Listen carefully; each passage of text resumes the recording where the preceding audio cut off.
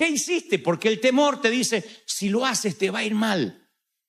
Y yo no sé en esta tarde qué carteles de prohibido pasar te puso el cartel en los pasillos de tu corazón. O qué sucedió en algún momento de tu vida que te está manteniendo fuera del lugar que Dios tiene para ti. Pero yo sé que a veces hay temores que se enquistan y te dejan posibilidades sin explorar, caminos que no puedes transitar a causa de esos benditos, no son benditos, malditos, interminables cantinelas o escenarios que dicen, ¿y si algo sale mal? ¿Y si fracaso? ¿Te vas a casar y si terminas siendo una loca? ¿Y si el tipo termina roncando? Van a haber tiempos en que lo peor podría suceder. Tú tienes que decir, Dios va a ser la principal piedra de mi vida. Me va a proteger, me va a mantener la frente en alto, me va a devolver la alegría, va a poner en orden mi vida otra vez, me hará más fuerte como resultado de esta prueba, me sostendrá. Me dará un gozo que no estará regulado por mi dinero, por mi salud. Mi gozo estará regulado por el amor que yo tengo hacia Dios. Me hará una persona con un don, me dará aliento de vida y no de muerte. Me va a cubrir, va a enviar sus ángeles para que me proteja. Me va a superar para reinventarme, para que tenga una reingeniería espiritual. Dios estará en el fondo de mi crisis y como construí mi casa sobre la roca, en el fondo también estará Dios. Él me va a sostener, Él va a estar así diciendo, no te caerás, yo estoy contigo. ¿Están recibiendo esta palabra? Dígame amén.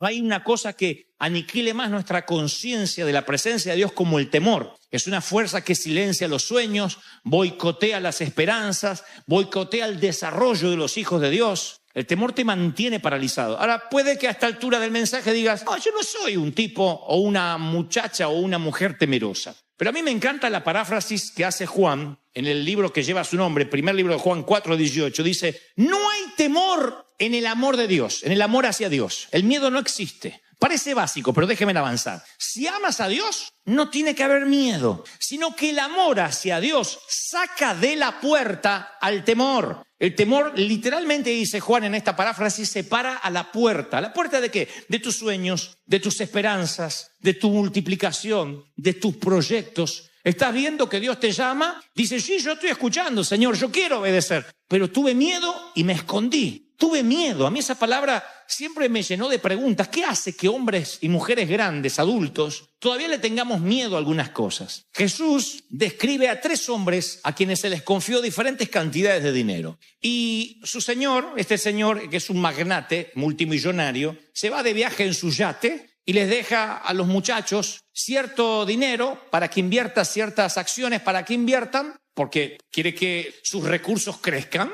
Y les dice, le dejo la tarea de que inviertan en la bolsa, de que multipliquen, que hagan algo con mis recursos. Cuando regresa este magnate, dice Jesús, lo llama a una mesa, a una sala de conferencia y pide un análisis de las ganancias trimestrales. Los 2 que recibieron la mayor cantidad de dinero devolvieron el doble de la inversión inicial. Hay un tercero, el cual recibió la menor cantidad de dinero, y este lo ocultó, hizo un hoyo en la playa y lo metió debajo de la arena. Y entonces le dice el magnate, ¿qué hiciste con lo que te di? Lo multiplicaste, lo pusiste en el mercado de valores, invertiste. Y esto es lo que dice el caballero. Señor, yo sabía que usted es un hombre duro, que cosecha donde no siembra, que recoge donde no esparce, así que tuve miedo. Otra vez un tipo grande confesando miedo. Y fui y escondí su dinero en la tierra. Pero acá está. Acá está lo que es suyo. Hay que quitarle un poco de tierra y ya está. Y él lo dice con claridad, tuve miedo. Ahora, ¿a qué le tenía miedo? Y sus propias palabras lo detallan con exactitud. Aquel hombre tenía miedo a lo que él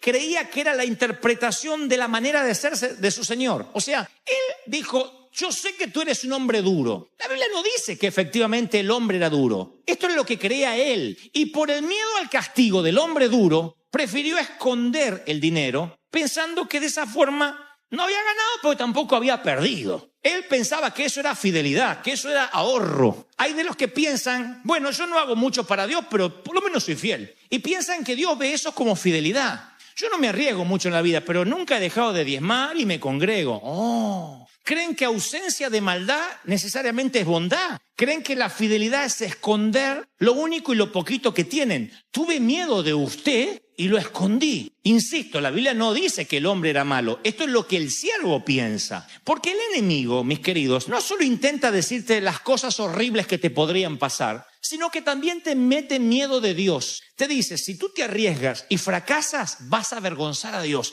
Dios se va a avergonzar de ti. Ese era mi gran terror cuando yo era más jovencito. El hecho de que Dios diera la vuelta a la cara y dijera, ¡ay, qué vergüenza! A mí me partía el alma. Entonces decía, no, mejor no me arriesgo, porque si yo fracaso, va a ser peor. Prefiero ser fiel en lo poquito, interpretando mal aquel versículo de que el que es fiel en lo poco. Yo pensaba que la fidelidad era ahorrar, no avanzar, no correr riesgos. Y entonces a veces cavamos hoyos en la arena y enterramos nuestro tesoro en la playa y decimos, bueno, por lo menos las olas no se pueden llevar lo poquito que tengo. Y nos consolamos que en nuestra vida no hay un gran fruto, pero actuamos con fidelidad. Y el Señor, cuando ve que no hay fruto en tu vida a causa de miedo, te va a responder lo que le respondió a este hombre. Van a ver ustedes que Dios tiene otra idea de la fidelidad. Él le dijo, siervo malo y negligente, o sea, el malo eres tú. Yo no soy el hombre malo, tú eres el siervo malo. Si sabías que yo era un hombre malo o pensabas que yo era un hombre malo, debiste haber recibido lo que es mío y habérmelo devuelto con intereses. Así que te quitaré las monedas y se las daré al que tiene más. En cuanto a ti, siervo inútil, te echaré en las tinieblas, a donde hay llanto y rechinar de dientes. Pero qué duro. Y al resto, ¿qué les dijo? Bien hecho, siervo fiel, sobre poco has sido fiel, sobre mucho te pondré. El miedo se mantuvo en la puerta de este hombre y no le permitió entrar en el gozo de su Señor. Y ahora lo estaba perdiendo todo. Pero no lo estaba perdiendo todo porque el Señor se lo quitó,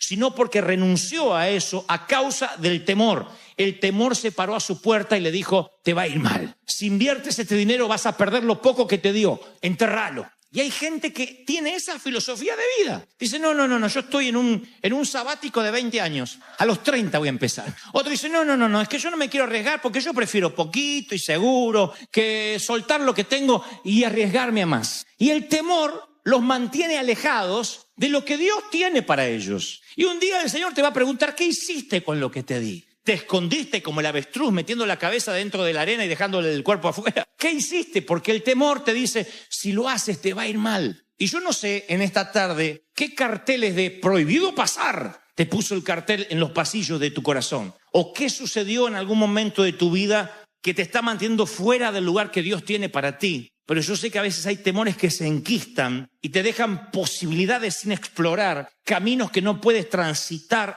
a causa de esos benditos, no son benditos, malditos, interminables cantinelas o escenarios que dicen, ¿y si algo sale mal? ¿Y si fracaso? Te vas a casar y si terminas siendo una loca, y si el tipo termina roncando. Hay gente que dice, yo quiero sembrar con generosidad, yo quiero dar, pero estuve pensando, si doy ahora, ya estuve haciendo cuenta, no me alcanza para pagar la renta. Y el miedo le dice, no lo hagas, y no siembras. Y te quedas siempre mes a mes que no puedes pagar la renta, porque no estás sembrando. Pero si hice las cuentas y no me dan, ya sé que no te dan. Por eso Dios tiene que estar en la ecuación, porque no te dan las cuentas. Si te dieran las cuentas no necesitarías a Dios, porque no te dan las cuentas. Es que necesitas sembrar para que Dios se meta en la ecuación de tu vida. Pero el miedo no te deja pensar. El miedo te estanca. Los escenarios de, y si pasa algo malo, son continuamente. Vienen y son disparados a nuestra vida. ¿Qué padre o qué madre no ha sentido una sensación amarga cuando el teléfono suena demasiado tarde en tu casa y tu hijo está estrenando su flamante licencia de conducir y todavía no regresó? ¿Y si este maneja como arregla su cuarto? Y ese miedo no puede. Ya tu hijo, no salga, dame la garantía que no te va a pasar nada. Y es imposible. Imagínense cuando se trata de emprender un matrimonio, cuando se trata de tener hijos, de enviarlos a la universidad, de emprender tu compañía, de creerle a Dios cuando dicta tu nombre o te llama por tu nombre en el jardín. Te escuché, Señor, te estoy escuchando hace años, pero tengo miedo. Y el miedo no te deja avanzar. ¿Y si me llaman? ¿Y si no me llaman? El si, nunca te deja avanzar. ¿Y si no me ofrecen el trabajo? ¿Y si me lo ofrecen y tengo que trabajar? Sí, porque hay gente tan honrada que cuando encuentra un trabajo lo devuelve. ¿Y si no suena el despertador? ¿Y si suena y no lo escucho? ¿Y si me caso y esa no era lo que yo pensaba? ¿Y si me caso y era lo que yo pensaba pero no me gusta estar casado? El mundo de los y sí es como un agujero negro en el espacio que se traga tu gozo, se traga tu paz, se traga tu esperanza. Es un agujero, es un vórtice que hace y te vampiriza, te chupa todo, te absorbe las ganas de vivir. Y sí, entonces tú dices, ¿y cómo hago para vencer ese temor que se yergue sobre mí, que se levanta? Bueno, Juan dice, tienes que mantener firme tu amor a Dios. Y esto en un tema práctico quiero que lo veas así. El temor es un abusador que te hace bullying y se te para en la puerta de tus oportunidades, en la puerta de tu esperanza, de tu llamado al ministerio. Se para en la puerta y te dice, acá no vas a pasar. Pero detrás tuyo, si tú estás amando a Dios, se para a alguien que es 1,5 metros más grande que él y le dice, te metiste con el cachorro equivocado, está conmigo. Y los que están con él son mayoría. Alguien tiene que decir amén. Aleluya. Ahora, puede que surja la pregunta, pero ¿no hay algunos miedos que está bien que tengamos? Está bien tener miedo a no meter la mano en la cortadora de césped, a no enviar texto mientras que uno conduce, a no invitar a la suegra todos los años. Está bien tener miedos nobles. Yo no lo llamaría caminar en temor, yo lo llamaría operar en sabiduría. Si alguien es sabio, no conduce sin cinturón de seguridad puesto. Si alguien es sabio, no sale al patio cuando hace bajo cero porque te vas a enfermar. Por mucho que digas, soy inmune, aleluya, te va a agarrar una gripe. No le tengo miedo al frío, te vas a enfermar. Sin miedo, pues te vas a enfermar. Eso se llama operar con sabiduría. No es ciertas clases de temor, no, se llama operar con sabiduría. Pero casualmente la Biblia dice que el principio de la sabiduría es el temor del Señor. O sea que sí hay un temor respaldado por Dios, es el temor de Dios. Y esto lo voy a dejar claro en 2 palabras para no hacerme demasiado teológico. Cuando uno habla de temor de Dios, no es que Dios te anda buscando para hacerte daño. A ver quién pecó y a quién puedo fulminar. Yo no peco, me dijo alguien, porque tengo temor de Dios. Eso es como decir, no robo el banco por miedo a que me peguen un tiro. Pero con qué gusto me robaría el banco. Yo no peco porque tengo temor a Dios. No, temor a Dios es sentirte aterrado de vivir un solo minuto o un solo día sin la protección de Dios. Sin ese muchacho de 1,5 metros más alto que el temor. Ese es el temor de Dios. El estar aterrado de pensar cómo sería un día de tu vida sin la protección de Dios. Yo no quiero estar en tus zapatos, ni quiero estar en los míos si un día supiera que Dios no me protege. Yo me moriría de pensar que estoy sin guardaespaldas divino. Cada vez que tengo temor a algo, voy al Salmo 91 y recuerdo que Él manda ángeles por encima, por detrás, para que mis pies no tropiecen en piedra. Cuando tienes a Cristo en el corazón, Él manda ángeles a protegerte. ¿Cuál es mi temor de Dios? Que un día Dios le diga, muchachos, déjenlo solo. Ese es el temor. El vivir aterrado de no tener la protección divina. Miren, se los voy a poner así. Un día los discípulos suben a la barca con Jesús. Se desata una tempestad, era un despadre esa tempestad. Parecía una cáscara de nuez el barco. Y los muchachos, que eran hombres de mar, de océano, les cunde el pánico. Le dicen, Jesús, estamos por morir, ¿no ves que perecemos? Él se despierta medio malhumorado porque merecía una buena siesta. Y le dice, hombre de poca fe, mar, tormenta, calla, aquíétate. Y el mar y el viento deja de soplar. Y la palabra dice un detalle que a lo mejor se nos escapó. Y los discípulos estaban espantados y decían unos a otros, ¿quién es este que el mar, el viento le obedecen? Cuando comenzaron los vientos, ellos tenían espanto, miedo de la tormenta. Cuando Jesús calma la tormenta, el miedo es reemplazado por un temor de Dios. Es reemplazado el miedo. El miedo que les agarra ahora es, ¿cómo hicimos para navegar toda la vida sin un tipo así arriba? Otro dijo, yo no me subo más a un barco en mi vida, Si no va Jesús con nosotros, yo no subo más. Esto es el seguro que necesitamos para viajar. ¿Sabéis las veces que estaba a punto de morir?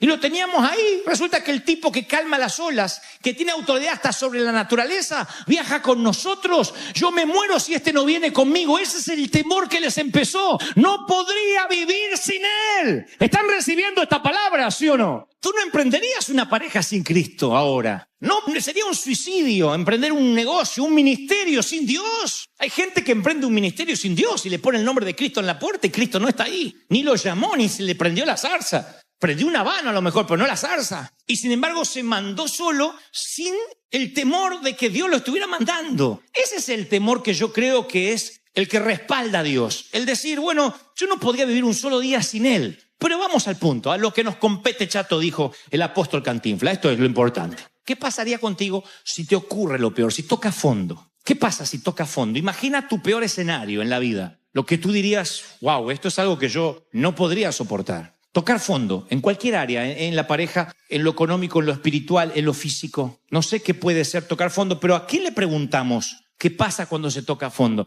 Bueno, los únicos que tienen autoridad moral para hablarnos de lo que pasa cuando tocan fondo es aquellos que tocaron en el fondo. Y aquellos que edifican sobre la roca como dijo Cristo, cuando tocan fondo, lo que tocan siempre, cada vez que tocan lo más profundo, lo que tocan es roca. Aquel que edificó sobre la roca, cuando toca fondo, lo que toca es a Cristo. Aquel que edifica sobre la arena no necesita un huracán grado 4 para voltearlo. La brisa de Santa Ana lo voltea, porque edifica sobre la arena. Hay gente que tiene una decepción amorosa de novio. ¡Qué fondo! Y claro, si en el fondo tenés arena, hija, a vos te hacen y ya te tocaron fondo. Pero el que edifica sobre la roca, cuando toca fondo, debajo hay solidez. Cuando dice edificar sobre la roca, significa de que van a venir vientos, van a venir fuertes ríos, van a azotar tu hogar. Pero cuando dice toque fondo, no es problema si en el fondo la roca es Jesucristo y está fundamentado en su amor. ¿Me siguen, sí o no? En el foso más profundo y tenebroso, y si pasa lo peor, allí se encuentra un Dios fiel. El hecho de edificar tu vida y la mía sobre la roca no te hace inmune a las tempestades. No dice, el que edifica sobre la roca, no hay tempestades, vive en clima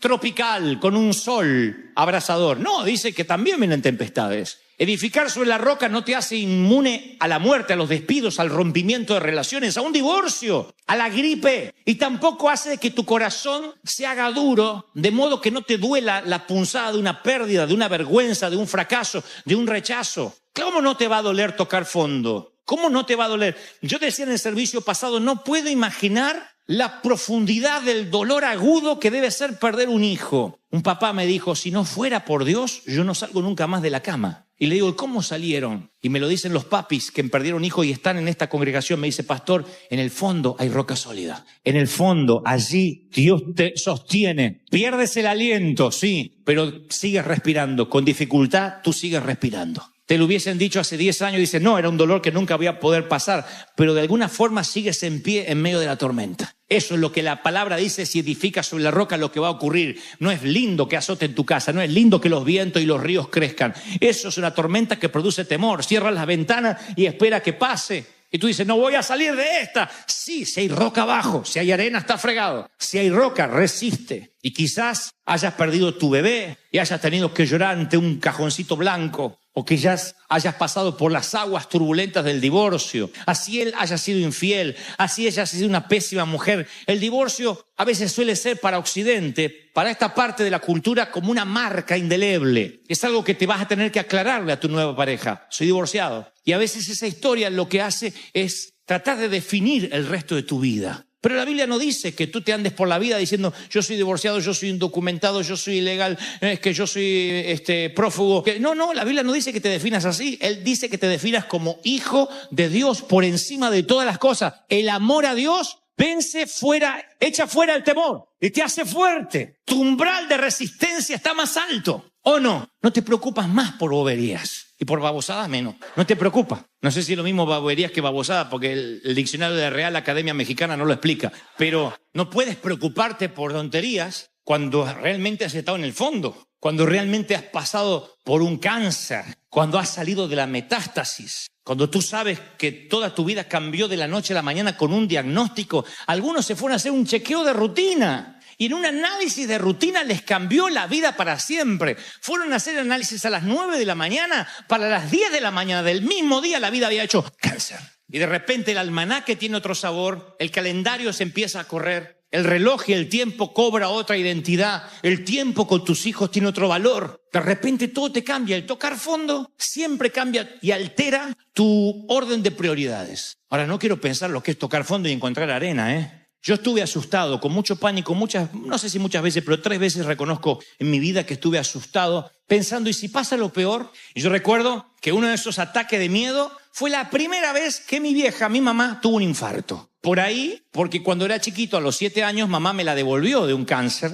me la devolvería 40 años más de vida. Pero cuando ya llevaba 30 años de vivir, ella tuvo un infarto y tambaleó esa promesa. Yo pensé que mamá iba a vivir por siempre. Así que en esas horas de ansiedad, desde las 3 hasta las 7, yo vivía lo que muchos ahora están viviendo en otras temporadas. Voy a perder la casa, mi hijo se va a morir, me van a engañar. ¿Y si me vuelve a pasar lo que me pasó anteriormente? Y me acuerdo que antes que el parte médico, el Espíritu Santo habla conmigo. Acá, muy fuerte. Yo estaba con mi hermano, con mi papá. El Espíritu Santo me dice, si tu mamá hoy decidiera llevármela, porque está en mis planes llevármela conmigo. ¿Qué vas a encontrar debajo? ¿Hay arena o hay roca? Y empecé a mirar qué tenía debajo de mis pies. ¿Cómo podía ser que un tipo que había inspirado a tantos miles de jóvenes, que Dios me había prestado los oídos de tanta gente, ahora estaba como, si me viene mi mamá, y mi mamá le dijo, ¿qué estás hecho? Fájese los pantalones, mi hijo, y deje de llorar. Que si yo me la quiero llevar, me la voy a llevar y el Espíritu Santo le va a dar fuerza para superarlo y encima para alentar a los demás. No me llore. Y supe que había roca.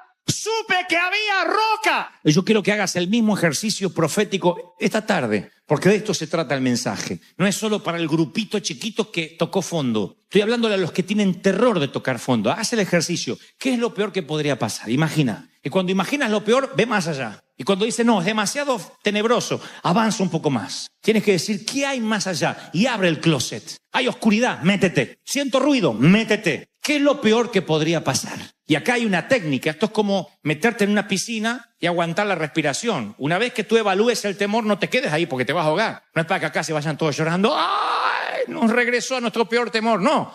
Es para que veas cómo sería tu sufrimiento. Solo el tiempo que puedes aguantar la respiración. Y una vez que ya no aguantas más, que dices, no, sería terrible, entonces yo tengo la solución. Respira la promesa y respira hondo. El amor de Dios supera todo temor. Respira, sal a la superficie y dile, Señor, estoy respirando, voy a surgir, me voy a levantar. ¡Aleluya! ¿Cuántos reciben esta palabra? Díganme, amén. Ese es el secreto del fondo. Respira la promesa. Aunque te vengan vientos de frente, tienes que decir, yo voy a salir adelante. Van a haber tiempos en que lo peor podría suceder. Tú tienes que decir, Dios va a ser la principal piedra de mi vida. Me va a proteger, me va a mantener la frente en alto, me va a devolver la alegría, va a poner en orden mi vida otra vez, me hará más fuerte como resultado de esta prueba, me sostendrá, me dará un gozo que no estará regulado por mi dinero, por mi salud. Mi gozo estará regulado por el amor que yo tengo hacia Dios. Me hará una persona con un don, me dará aliento de vida y no de muerte, me va a cubrir, va a enviar sus ángeles para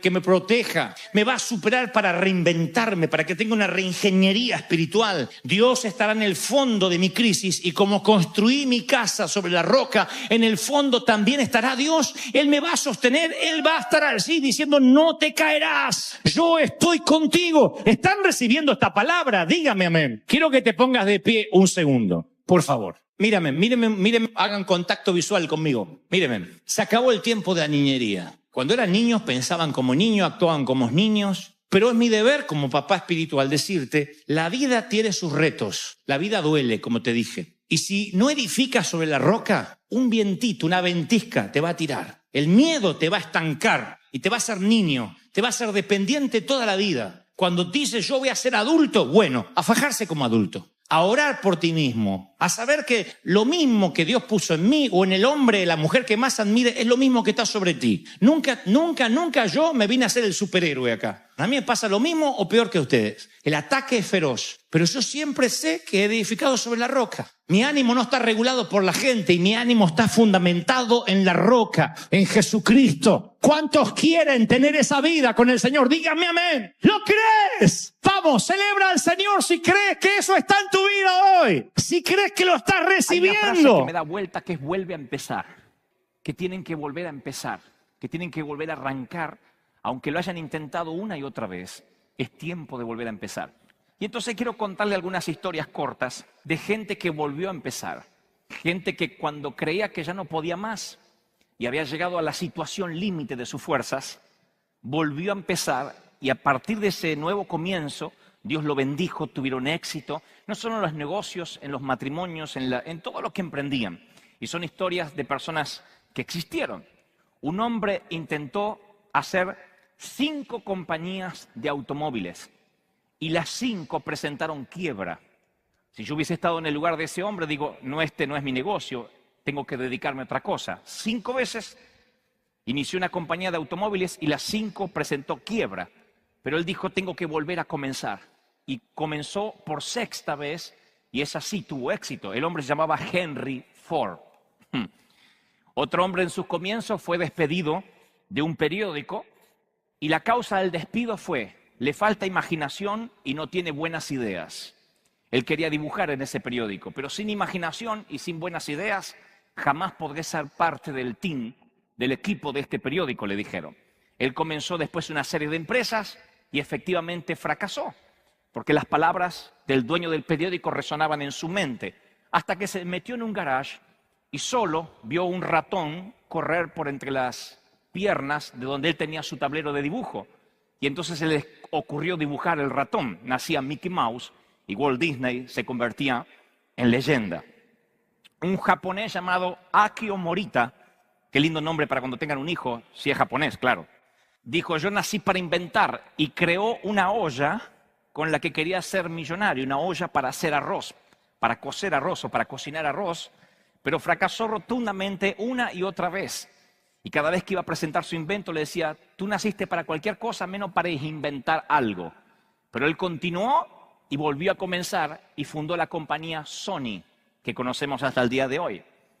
El siguiente fue rechazado por su equipo de básquet en su escuela porque decían que no tenía puntería para acertar los tiros y que no había nacido para el deporte. Hace poco él le dijo a una cadena de deportes de televisión: he fallado 9,000 tiros en mi carrera. Perdí 300 juegos. En 26 ocasiones me han confiado el tiro ganador y he fallado. Pero siempre vuelvo a comenzar y por eso tengo éxito. El hombre se llama Michael Jordan. O Michael Jordan. Lo rechazaron 1009 veces su receta. Le dijeron: los americanos jamás comerán pollo frito. Y el coronel Sanders no se dio por vencido y fundó una cadena que hoy cotiza en millones, Kentucky Fried Chicken, que yo le digo KFC, ¿no? Que es la manera que decimos los argentinos. El hombre no habló hasta que tenía, el niño no habló hasta que tenía 4 años. Si tienes un niño, tiene 4 años y no habla, yo creo que estarías preocupado o preocupada. Así que él aprendió a leer, le decían, a los 7 años, y cuando lo llevaron efectivamente a los psicólogos, dijeron: realmente su hijo es deficiente mental. Es lento, es antisocial y tiene un problema en la cabeza. Fue expulsado de la escuela, hablando en términos hispanos, por burro.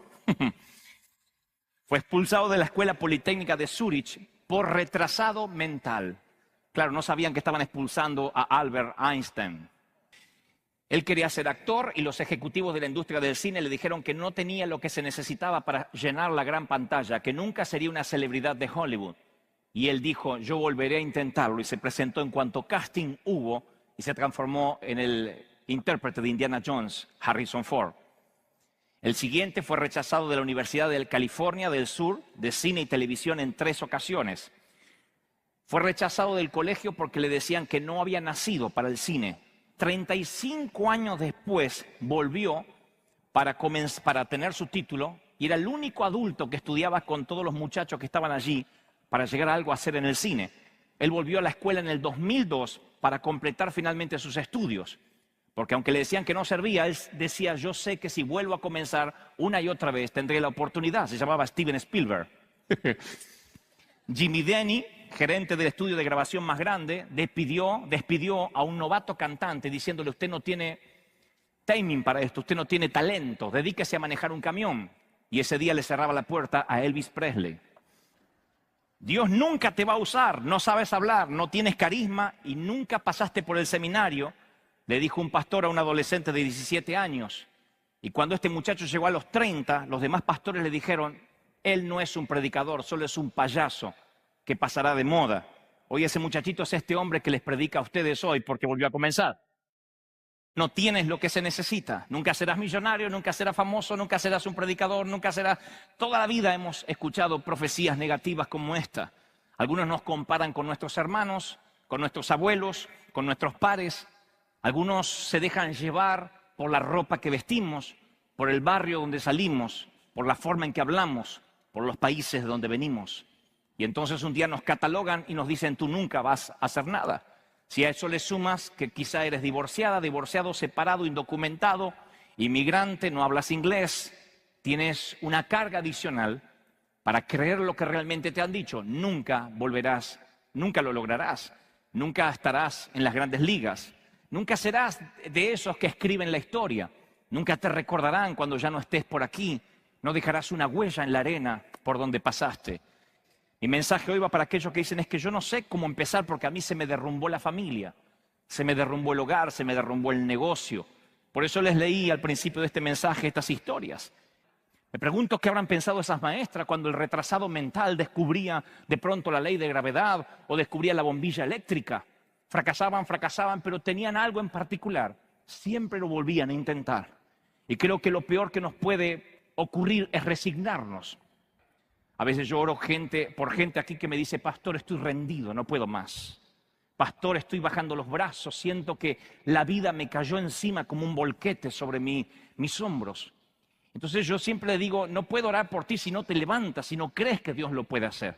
Porque es la fe lo que mueve la mano de Dios, no la lástima, ni la frustración, ni la resignación. Jamás en la Biblia veremos que Dios o Jesús cuando caminaba por la tierra decía, ay, qué lástima que me da, lo voy a sanar. Siempre el Señor decía, tu fe te ha salvado.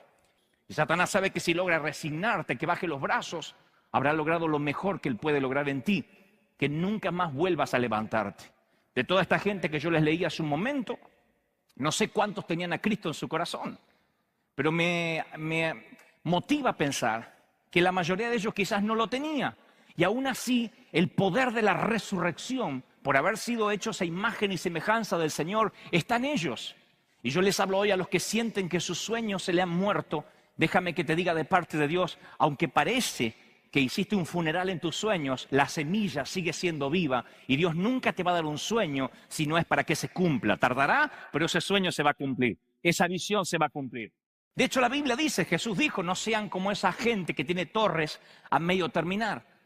Es preferible que antes de comenzar se sienten y calculen a ver si tienen lo necesario para acabarlo, no sea que después que hayan comenzado no tengan lo necesario para terminarlo. Y hay gente aquí que dice, ¿sabes? Yo tengo un matrimonio a medio terminar, una familia a medio formar. Yo tengo una empresa que comenzó bien, pero ahí está estancada. Tengo sueños que los tengo allí. Hay artistas aquí que trabajan de cualquier otra cosa, menos de lo que Dios les dio para hacer con sus manos. Hay gente aquí que son escritores, poetas, compositores. Pero me dicen, pastor, yo no puedo vivir de eso, yo lo sé.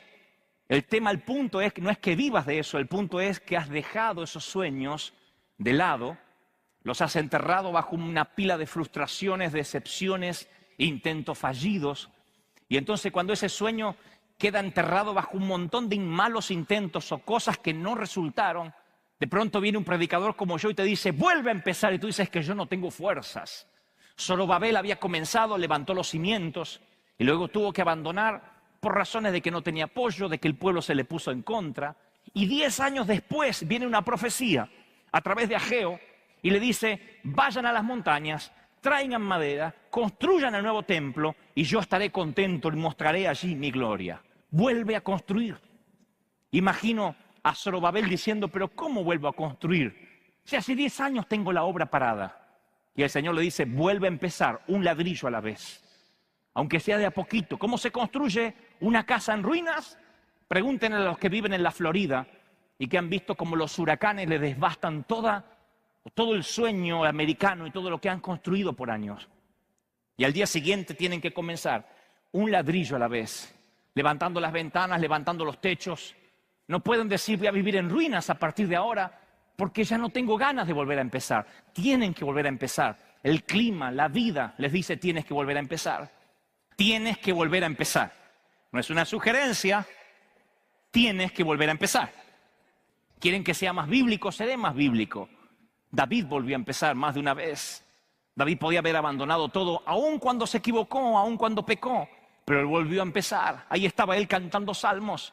Luego del Salmo 51 no se acaban las canciones de David. No dice ahora soy un pecador, no soy más digno de cantar. Él sigue cantando, él vuelve a empezar y vuelve a entonar alabanza a Dios, de modo que Dios dice su nombre conforme mi corazón. La Biblia está llena de ejemplos de gente que volvió a empezar, que se levantó de la nada. ¿Cuántos hoy están lavando redes en su vida? Y dice, yo ya no quiero luchar más. Hice todo lo que se supone que debo hacer. Hice todo lo que sé hacer. No es que no hice, ya lo intenté todo, pero no me resulta. Y entonces te entregas, baja los brazos y dices, yo no puedo más porque ya no sé qué decir. La gente que está quebrada por deudas y ya no atiende el teléfono porque tiene miedo que lo sorprenda un acreedor. Y está cansada como Simón y dice, ¿sabe? Yo trabajé toda la noche. Cuando Simón dice, Señor, hemos pescado toda la noche, puedo hasta sentir con qué desazón lo dice. Con la misma desazón que algunos de ustedes, si pudiera hablarme personalmente, me diría, es que yo ya lo intenté toda la noche. Llevo meses intentándole, una noche eterna de 1 año y medio, una noche eterna de una temporada la más negra, la más oscura de mi vida. Y ya no quiero volver a empezar. El Señor le dice, pero yo quiero que tires las redes. Noten que Jesús no les dijo esto porque no lo habían intentado, sí lo habían intentado. Y Jesús les dice, yo quiero que lo vuelvan a intentar, que vuelvan otra vez a empezar. ¿Por qué nos cuesta volver a empezar? Yo voy a darle una serie de razones cortitas, recordando las veces que a mí me costó volver a empezar. Una de las razones por las cuales nos cuesta volver a empezar es la indecisión. Cuando uno ya se equivocó mucho, cuando las cosas te salieron mal, uno le agarra la duda. La Biblia dice en Santiago 1:8, el hombre de doble ánimo es inconstante en todos sus caminos. Y cuando fracasaste mucho y Dios te dice vuelve a empezar, tienes temor. Entonces, una mujer que se casó y el hombre le fue infiel, se divorció, se volvió a casar y el hombre la golpeaba, se divorció. Y ahora vengo yo y le digo, vuelve a empezar. Dice, tu abuela vuelve a empezar, me quedó soltera. ¿O no? Y aunque a lo mejor conozca después al hombre de su vida, un hombre ungido, un siervo de Dios increíble, así como su pastor. Pero digo, si de pronto esa mujer que se ha equivocado tanto, conoce al hombre de su vida, o una mujer, o un hombre también que ha vivido la infidelidad, el fracaso, el divorcio, de pronto se enamora, pero dice, es que yo tengo dudas. Porque todo el background, todo el pasado le empieza a pesar al momento de tomar una decisión. No puedes ensanchar tu vida si primero no ensanchas tu mente. La peor batalla ocurre en la mente. Si en tu mente crees que vas a morir empleado, si en tu mente crees que vales lo que te están pagando por estar en ese sitio, entonces nunca vas a poder ser como la lista de personas que les leí al principio. La mente te tiene que ensanchar y tienes que pensar a lo grande. Yo tocaba la batería de la iglesia y mientras tocaba cerraba los ojos y veía estadios y veía multitudes. Y aunque tenía 20 y tantos años, iba siempre por la calle haciéndome el grito de la gente. Yo decía, en el nombre de Jesús. Porque yo decía, cuando Dios me haga la pregunta, yo estaré alerta, yo estaré listo, yo estaré preparado. No quiero que me diga, es el momento, ay, no estoy preparado. Yo estaré listo. ¿Cuántos hoy están listos? Si ahora, en los próximos minutos, Dios te dijera, ahora comienza el sueño que siempre has tenido. ¿Cuántas mujeres están listas solteras si hoy el hombre de tu vida aparece? Y no el sapo, el príncipe. Segunda razón por la cual no volvemos a empezar es el perfeccionismo. El que al viento observa no sembrará y el que mira las nubes no segará. Hay cosas, mis queridos, por las que no hay que orar. Hay cosas por las cuales no debes orar, que son los mandamientos de Dios, lo que está claro. Yo no me levanto a la mañana y oro para saber si sigo casado. Entonces, cuando uno empieza a orar, lo mismo pasa cuando uno empieza a orar por algo puntual. Hay gente que ora por un sueño. Cuando Dios le abre los cielos y le dice, este es el momento, dice, ay Señor, ¿para qué me voy a orar? Y se pierde la oportunidad. Cuando los vientos cambian, atento a saltar. Y si me equivoco, es un riesgo, es una posibilidad. Cuando me paré a predicar la primera vez en un estadio, le decía a Liliana, ¿y si nos equivocamos? ¿Y si todo fue una locura?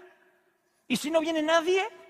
No podemos decir, yo quiero garantías de que me va a ir bien. A lo mejor te va mal, pero cuando seas viejo, nunca te vas a arrepentir por lo que hiciste, sino por todo aquello que no hiciste, por lo que no hablaste, por lo que no emprendiste, por lo que no creíste, por lo que no soñaste, por lo que no visionaste. Otra de las razones es el temor a un nuevo fracaso. Dice la Biblia, el temor del hombre le pondrá lazo. Proverbios 29-25. Es que cuando uno tiene miedo, Dios hace que enfrente los temores. Dios dice, si tú no enfrentas el gigante nunca se irá de ti. Y Dios para procesar me dijo, ese es tu miedo, te voy a procesar. Pero cada vez que le pasaba algo a mamá, yo me hacía un poco más fuerte, un poco más fuerte, un poco más fuerte. Hasta que Dios me dijo, te vas de la Argentina, te llevo a las naciones. Y yo pude despedir a mamá y papá sin culpa. Soñando, queriendo que los volviera a ver con vida, pero si Dios no lo quisiera, con todo el futuro resuelto, diciendo yo no tengo cuentas pendientes. ¿Cómo pasó eso? Cuando yo aprendí a enfrentar el temor. Cuando uno enfrenta el temor, hay cargas que se te quitan para siempre del corazón y del alma. Porque cuando Dios nos procesa, nos puede llevar a ser gobernantes, jefes de presidentes de una república, cualquier cosa cuando uno está procesado. Pero si uno es un pusilánime, ay, que no me ataquen, Dios no te puede usar. Por último, lo que te impide volver a comenzar es creer que Dios se ha olvidado de ti. Ha habido tantos fracasos que piensas, Dios canceló el llamado para mi vida. Pero Dios no canceló el llamado. Yo no te olvidaré, yo te he grabado en la palma de mi mano, dice Isaías 49:15, yo no te olvidé. Dios se va a agarrar de tu vida y no te va a dejar, no te va a dejar. Me casé con mi esposa, con Liliana, nos casamos y dije, bueno, a juntar dinero, voy a ser gerente de venta y después voy a servir al Señor. Ah, con Dios no puedes hacer eso. Me despidieron de la noche a la mañana. Y entramos en una depresión tan grande que no nos podíamos levantar de la cama. ¿Saben por qué no nos levantamos de la cama? Porque no teníamos para comer. Una noche empezamos a orar y a orar y a orar. Dijimos, Señor, tienes que hablarnos, tienes que hablarnos. Y de pronto, el 4 de junio del año 1991, la habitación se llenó de gloria. Y el Señor diciendo, me empeciné contigo. No te dejo hasta que no haya hecho contigo lo que dije que iba a hacer. Yo no me he olvidado de ti. Señor, pero me despidieron. Pero no tengo para comer. Yo no me he olvidado de ti. Y a veces pienso qué hubiese pasado si no me hubiesen despedido. Si hubiésemos tenido mucho dinero, hoy no estaría aquí. El Señor usa los métodos que sea para decirte, vuelve a empezar, vuelve a comenzar. Soltar los problemas, soltar las angustias, dejarlas ir, que es lo que más nos cuesta hacer, me parece, en la vida, ¿no? León Tolstoy, novelista ruso, dice, todo el mundo piensa en cambiar el mundo, pero nadie piensa en cambiarse a sí mismo. Es como leer un libro. Si no pasamos de página, no avanzamos y nunca vamos hacia los capítulos que están más adelante. Entonces, si uno mira continuamente atrás y no es capaz de soltar el pasado, no podemos disfrutar el presente y mucho menos construir el futuro. Yo pienso y me convenzo cada vez más que aprender a soltar no significa olvidar. Puede ser la pérdida de una persona, no sé, una ruptura de pareja, algún error que hayamos cometido, una adicción, un recuerdo, una mudanza. Al paso del tiempo, lo que sea, hay que aceptarlo y que nuevas experiencias ocupen ese lugar para poder seguir adelante. Es como que todo queda latente, forman parte de nuestra historia, eso no lo podemos negar, pero a veces quedan ahí flotando en nuestra cabeza y están como dispuestas a reactivarse ante cualquier estímulo. Quedan vivos esos recuerdos y ahí es el problema, que no soltamos. Nunca podemos cortar, somos dependientes de eso que vivimos. Y no solamente experiencias negativas, con las positivas pasa lo mismo.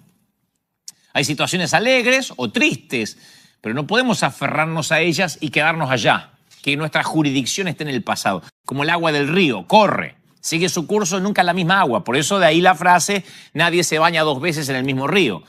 No podemos forzar las cosas para que sean como nosotros queremos que sean. Todo tiene un fin que puede ser el principio de algo nuevo. Yo sé que, o no sé si sé, pero me convencí de a poco que disfrutar de lo bueno y aprender de lo malo, pero sin quedarnos atrapados en esa red, es el principio de la sabiduría. O sea, no tengas miedo al cambio ni a perder el control. Hay que abrir las manos, hay que dejar que fluya como el agua entre los dedos, porque como todo en la vida, se trata de encontrar el equilibrio, aprender a manejar el apego y el desapego, es soltar, no nos queda otra. Es como en la ruta, ¿viste? En una banquina, los apegos, los vínculos. En la otra banquina, el soltar. Y uno tiene que ir por el medio, tratando de no caer en ninguno de los dos costados, en ninguna de las dos banquinas y quedarse ahí. ¿Soltar duele? Sí, porque se va una parte de nosotros. Una vez me decía alguien, cuando uno enviuda, por lo menos los secretos tuyos están bajo tierra, pero cuando uno se divorcia, los secretos se las lleva a la otra persona y hay que soltar tus secretos. Eso es lo peor, soltar los secretos, lo que la otra persona sabe de vos. Pero hay una frase que dice, sentir dolor no es lo mismo que sufrir. Soltar significa desapegarse de alguien o algo que nos tenía anclados. Y a su vez significa aceptar que no podemos poseerlo. Y esto inevitablemente, señores, conlleva un sentimiento de pérdida. Mira, cuentan que un turista americano, gringo, fue a la ciudad del Cairo, Egipto, con la finalidad de visitar un famoso sabio, un sensei. Entonces el turista se sorprendió al ver que el sabio vivía en un cuartito chiquitito, lleno de libros, y era un tipo que podía tener toda la tarasca que quisiera. Las únicas piezas de mobiliario eran una cama, una mesa y un banco. Tenía eso el sabio nada más. Entonces el turista llega y dice, perdón, pero ¿dónde están los muebles? Está medio con desconfianza, ¿viste? Un tipo que sabe tanto y tiene 3 cositas. Y el sabio dice, ¿y dónde están los suyos? Sus muebles. Y el turista dice, los míos. Pero si yo estoy de paso acá. Y yo también, le dijo el sabio. Estamos de paso. Ya sea que seas turista o que simplemente entiendas lo que es la verdadera vida. Estamos de paso. Entonces uno tiene que dejar los muebles atrás.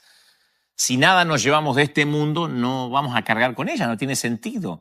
Como decía el Principito, hay una parte del Principito que siempre me fascinó, porque me parece que tiene unas metáforas que uno no se cansa de descubrir a medida que uno lo lee con ojos nuevos, ¿no? Te amo, le dice el Principito, y la rosa responde, yo también te quiero. Y el Principito dice, no, no es lo mismo. Querer es tomar posesión de algo, de alguien. Querer es buscar en los demás eso que llena las expectativas personales de afecto, de compañía. Querer es hacer nuestro lo que no nos pertenece. Querer es adueñarnos o desear algo para completarnos, porque en algún punto nos conocemos o nos reconocemos carentes. Querer es esperar, es apegarse a las cosas, a las personas, a partir desde nuestras necesidades. Entonces, cuando no tenemos esa reciprocidad, después hay sufrimiento. En cambio, amar es permitir que sea feliz, aun cuando tu camino sea diferente al mío. Por eso el amor nunca será causa de sufrimiento. Cuando una persona dice que ha sufrido por amor, no sufrió nunca por amor. Sufrió por querer, no por amar. Se sufre por apego, señores. Si realmente se ama, no se puede sufrir, porque nada se espera del otro. Uno cuando dice, yo sufrí por amor, no sufriste porque querías, no porque amabas. Y eso lo dice el Principito, nada menos. José Saramago, un escritor portugués, solía decir, hay momentos únicos en la vida que para que el cielo se abra es necesario que una puerta se cierre.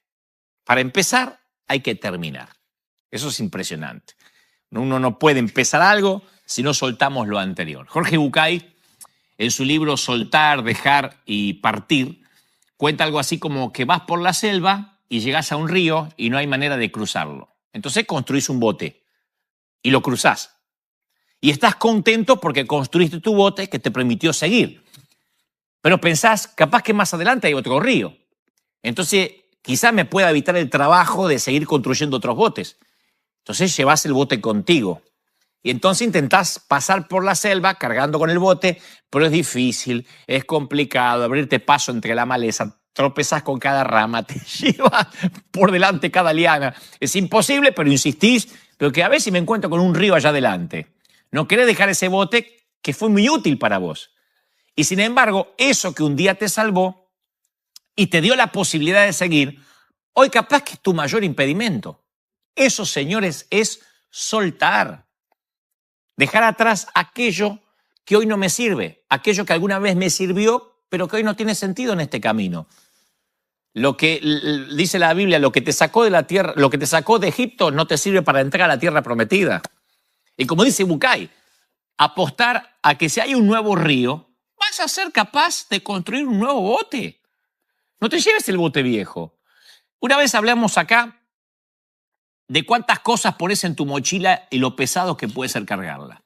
Entonces, yo insisto mucho con esto de viajar ligero, ¿no? Porque nuestra vida es como un río. Viajamos llevado por la corriente y se trata de aprender en el trayecto a disfrutar de las aguas. Y cuando nos resistimos, nuestro cuerpo se tensa, nuestro alma se contrae, nos hacemos pesados, nos hundimos. Entonces uno tiene que aprender a navegar con confianza, en paz, con nuestra fe, con nuestra certeza, fluyendo en el proceso de la vida. Que algunas personas piensan que aferrarse a las cosas las hace más fuertes, pero a veces se necesita más fuerza para soltar que para retener. Impresionante, ¿no? Hay una historia que dice que la gente visitaba a un hombre sabio y solo se quejaban de los mismos problemas una y otra vez. Esto lo habrán visto por ahí, porque es una historia que anduvo pululando en las redes. No es un meme, pero sí es muy viral. Entonces un día el sabio decide contarles un chiste, ¿no? Y todos se ríen a las carcajadas. No sé qué chiste le ha contado Jorge Corona. Che, un tipo le dice al otro... Y después de unos minutos les contó el mismo chiste. Y bueno, algunos ya, viste, no se rieron tanto. Sonrieron. Después les contó el mismo chiste otra vez, por tercera vez, por cuarta vez. Ya no se reía más nadie. Entonces uno le dice, pero perdóneme, pero ya lo contó el chiste. ¿Vieron? No se pueden reír del mismo chiste una y otra vez. Entonces, ¿por qué siempre lloran por el mismo problema? La preocupación no resuelve tus problemas, te hace perder el tiempo y la energía, hay que soltarla. Por eso estas historias a mí me fascinan porque son las que nos hacen que nos demos cuenta de lo sencillo que es soltar y a la vez lo difícil que es hacerlo a la práctica, ¿no? En un lugar de África los cazadores tienen una manera sencilla para atrapar a los monos. Van dejando en el camino rastros de maníes o frutas que le gustan mucho a los monos y este camino llega hasta un pequeño agujero en un árbol. Y ahí depositan el resto de los maníes y es donde más tarde atrapan el mono. Entonces el mono va siguiendo el rastro, pero de Verduzki, de verdad.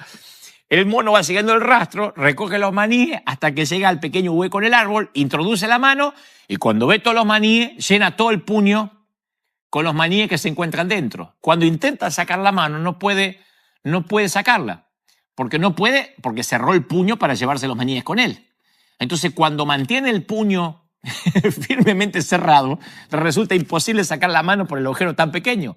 Y lucha, y lucha, y lucha, y se desespera sin darse cuenta que para liberarse necesita abrir la mano, dejar ir. Pero ni loco va a agarrar un solo maní, se los tiene a todos. Y ahí, al no poder comprender que solo tiene que abrir la mano y soltar los maníes para ser libre, es apresado por los cazadores. ¿De verdad así se atrapa a los monos?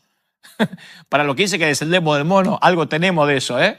Si alguno dice que su abuelo era un mono, bueno, entonces creo que heredamos esto de los maníes. Y yo cuando escuché esta historia recordé las ocasiones en las cuales nos encontramos atrapados de la misma manera que el mono. Sujetamos con fuerza y nos aferramos a situaciones, a relaciones, a cosas, con los puños cerrados. Y eso va en prejuicio de nuestro bienestar. Esta historia llevada al ámbito de los seres humanos y nuestras relaciones te muestra cómo en ocasiones no nos damos cuenta de que nuestra liberación, nuestro bienestar solo depende de soltar, señores, de abrir la mano para dejar ir. En todo, en la política, en las artes, en la vida, en las relaciones, hay que dejar ir. O sea, desprendernos para dejar de sufrir y liberarnos de todo aquello que nos impide estar bien. Por eso, amigos, tenemos que aprender a soltar. No hay que ser como los monos. Dejar el bote y seguir adelante. Eso sí, nada de muebles. Livianito y amando por sobre todas las cosas. No queriendo, como decía el Principito, amando. Es la manera de andar más libres. Y yo insisto mucho con esto de ser libres. Yo soy muy monotemático con esto de viajar liviano. Porque conocí mucha gente que estaba aferrada a algo y después me tocó, por mi oficio, estar al lado de esas personas en la despedida final. He estado en muchos lechos de muerte, acompañando en ese último viaje a gente que se está despidiendo. Y siempre digo lo mismo, nadie muere ateo, si está consciente, nadie. El tipo que es más cerrado para la religión, para Dios, en el último minuto te dice, hace un rezo, hace una oración por mí, nadie muere ateo. Es mentira que dice, qué lindo, me voy y me van a comer los gusanos. Todo el mundo en ese último minuto te dice, no sé qué hay del otro lado, pero si hay algo, ora por mí. Nadie muere ateo. No conocí mucha gente que se arrepiente de lo que hizo. Sí, muchos que se arrepienten de lo que no hicieron, se da cuenta que la vida se les extinguió y que se tienen que despedir y no hicieron un montón de cosas. Y no estoy hablando de tirarse en paracaídas necesariamente o ir a la luna. Estoy hablando de acariciar el rostro de su esposa, de su esposo, haber estado más con sus hijos, con los nietos, reírse más. Cositas pequeñas, niñas, que ahí cobran un valor trascendente cuando se tienen que ir. Y tercero y fundamental, que es lo que más me sorprendió, es que se dieron cuenta que viajaron muy cargados, que no soltaron. Entonces algunos se dan cuenta que ese rencor no sirvió de nada, que ese odio es una maleta que cargaron porque sí, que salieron a correr una maratón con botas y tapado, que es una locura, es una estupidez.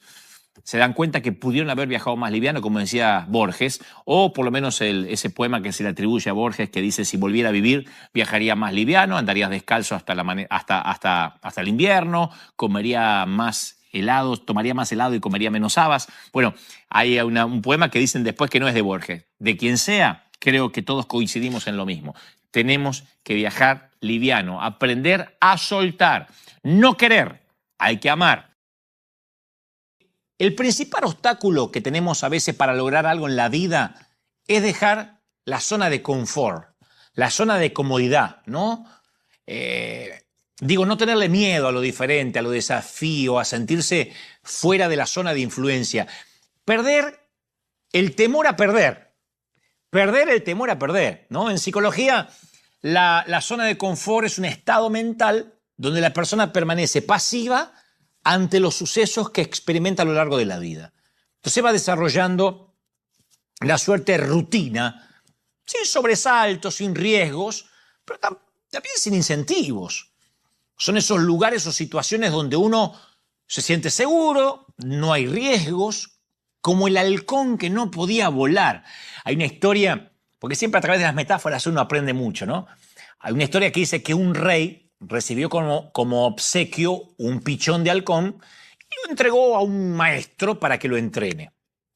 Pasados unos meses, el instructor le comunicó al rey que no sabía qué le pasaba al halcón, porque desde su llegada al palacio no se había movido de la rama a tal punto que había que llevarle el alimento al tipo. Y el rey mandó a llamar a curanderos, a sanadores, pero nadie pudo hacer volar al ave, no daban con la patología, ¿no? Entonces hizo público un edicto entre sus súbditos y a la mañana siguiente lo ve al halcón volando en sus jardines. Y el rey dice: el monarca, tráigame al autor de este milagro. Y ante el rey aparece un campesino y el rey le dice: ¿cómo lograste que el halcón volara? ¿Eres un mago? Y el tipo dice: no fue difícil, le corté la rama. Claro, el pájaro se dio cuenta de que tenía alas y echó a volar, o si no se hacía torta contra el piso.